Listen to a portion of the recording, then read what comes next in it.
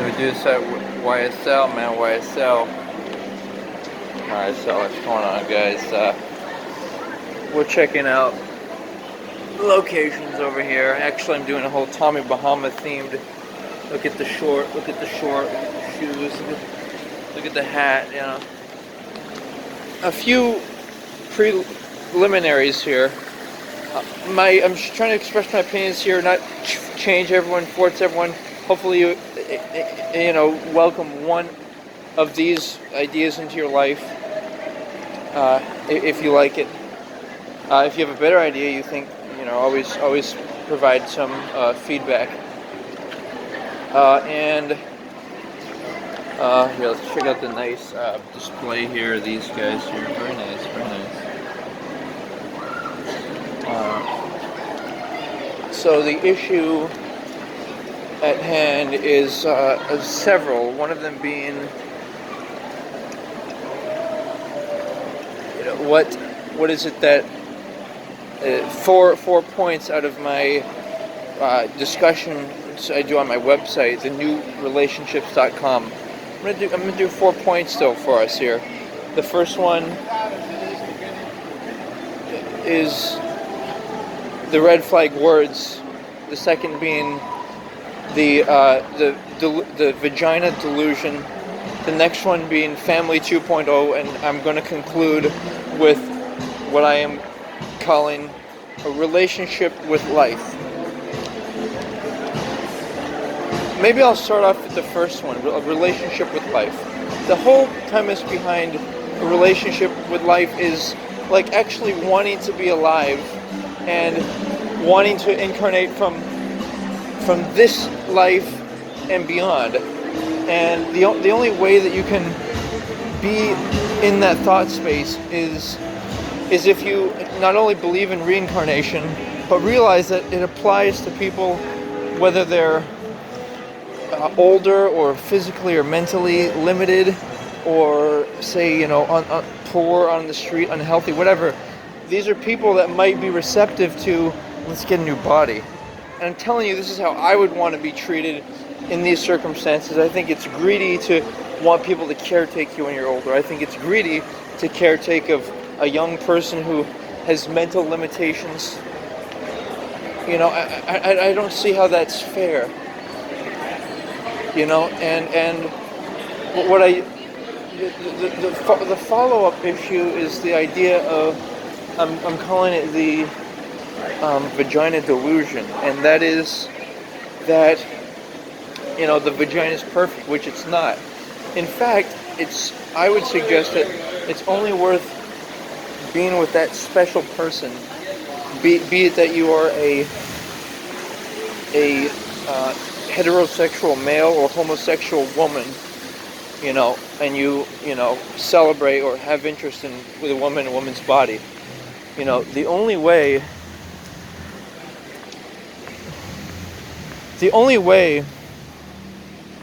to be, they talk about all these things like, a big vagina is better. That's the implication, that a bigger penis is better, that a big vagina is better, that, you want some, when the ego and the the desire is charged up in the man before activating the second chakra via regular masturbation, guess what? It's all hyped up. He finds all these women attractive, and might even be interested in like a little romance date, a little kiss, a little boyfriend, girlfriend, a little lap dance, whatever. To me, that's all a tease. It's all a tease because it interferes with the real thing. Even breasts. I personally prefer smaller breasts. I think they kind of interfere with the essence of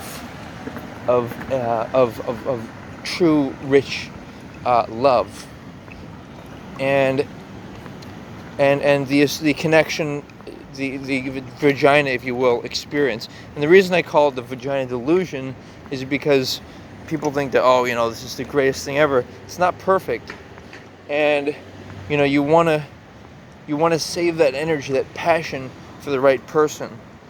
And just the very idea of sexual organs in the body is a distraction from the reality that we want to give our energy and passion to someone we care about. Don't seek pleasure. It's smart to seek to pleasure the person you care about. Ergo, the dream mate. Now, as I said, my website, newrelationships.com, I talk about my new quotes, new ideas, and I try to transcend fantasy and enter into reality with more precise terminology. That sounded pretty good. So, fantasy would be, I want to be with all these types of people, wish I had wealth, wish I had somebody else's body, blah, blah, blah. You can invest in your future incarnations if you want, by not having children, or having children if you think your bodies are attractive, or investing in somebody else's body if they, don't think of themselves as investing if you think their bodies are attractive and you'd like to be their children in how many years. But the point being that, in terms of reality is subtle reasons why people be attracted to each other. Want that special someone. Don't you want just the physical lust? Because this whole idea of lovers and all this boyfriend girlfriend, it's half-hearted, it's non-committal, it's insincere, it's not truth, and it's not true love. The term lovers is completely in it's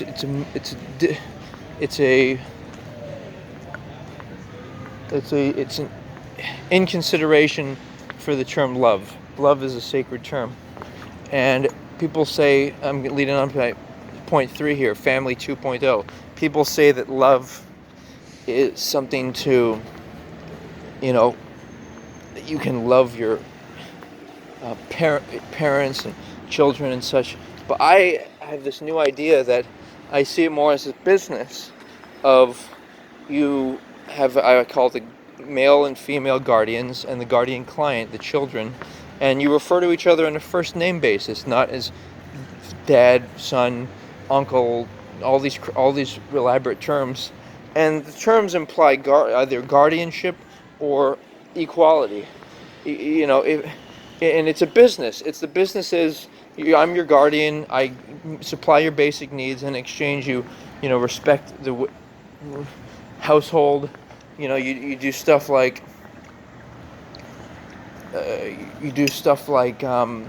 dress conservatively if requested. Do your homework if requested, and it's an exchange. It's a fair exchange. And and then at a certain point, you might want to just be equals and adults. If you so happen to discover that that you truly if you so happen to discover, that you truly love one another, then what you should in fact do is make a choice to be in respect of love, and not just some type of a randomness, an abstraction of, I think I love you, I think we agree on terms. When people are young, they don't have formulated concepts. They don't have ideas of what they want, and self-realization. Like that's why it's important, the idea of self-realization, to create who you are.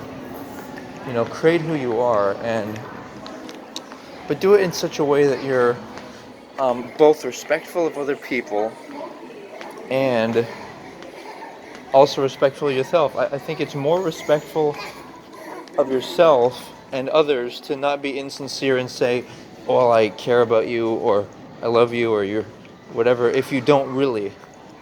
I would rather see somebody, like, I tell people, well, am I like a brother to you? No, you're not. You're more like a friend to me. And I would rather see people be like that, be equals and friends, or if they truly do love and care about one another, then they could see each other as I use the term dream team.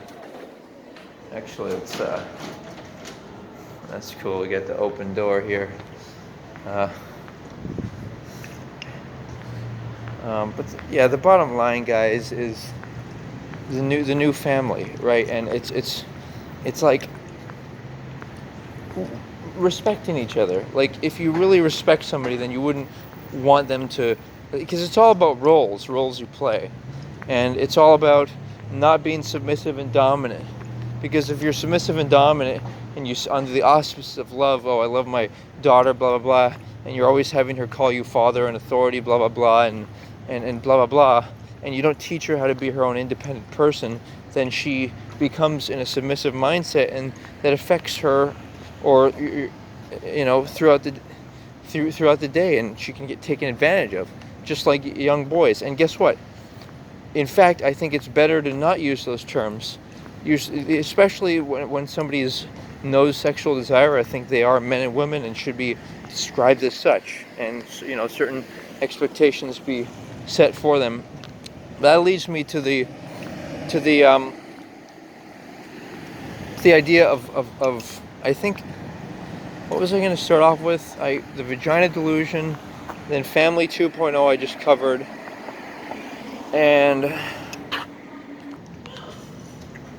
yeah, it was a relationship with life, and being comfortable with the idea of humane suicide. If you're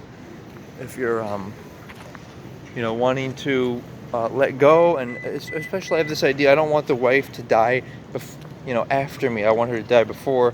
In order to orchestrate that, you have to um, help her go through the process, like walk her through it. Maybe can be a special place where they go and they do maybe a little DMT trip to confirm and ensure that they're not how do you say it,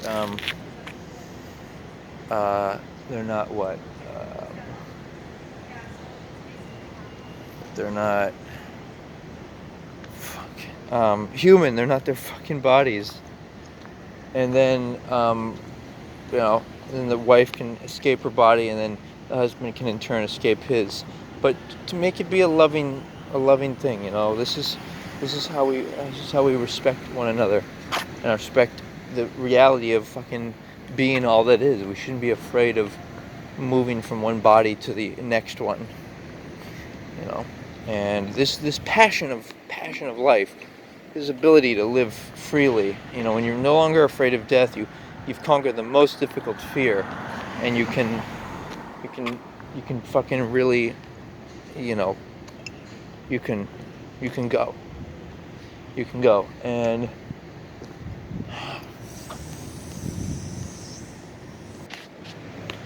yes, and lastly, the concept of red flag words. So words to watch out for, terms like boyfriend, girlfriend, terms like a lot of guys refer to each other as girls.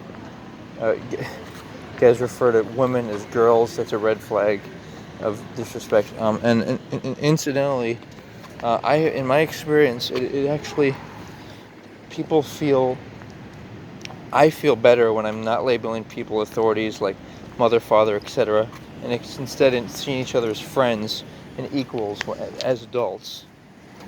And in the event that you find enough in common and dream team, then you could willingly share resources and let them stay at your house, because you really do, as adults, have enough in common that you've chosen to voluntarily, and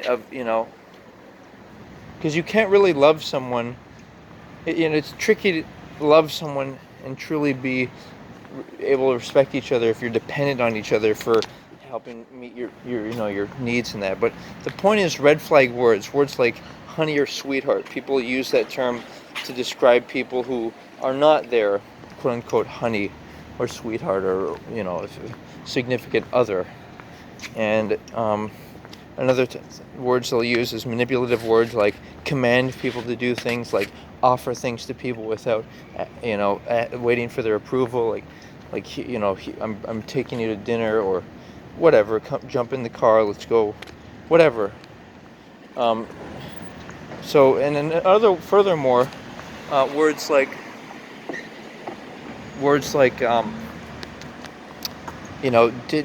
differentiate. Notice that the rich people and poor people use different languages, and so try to consider those. And identify them. Um, yeah, boy, private. Yeah. So go for it, and remember that wealth and health and all of that, you know, it's for us as a society to improve upon and build. And so feel good about it. Feel good when people are healthy, attractive, wealthy. You know, we're building society. We're think of it as a bunch of animals, and consciousness, me, us, we animates it. The I am animates it, and so we're always improving life. And in that way, you can transcend any envy or fear or concerns, and enter into the world in which we are. Aloha, guys. Take care.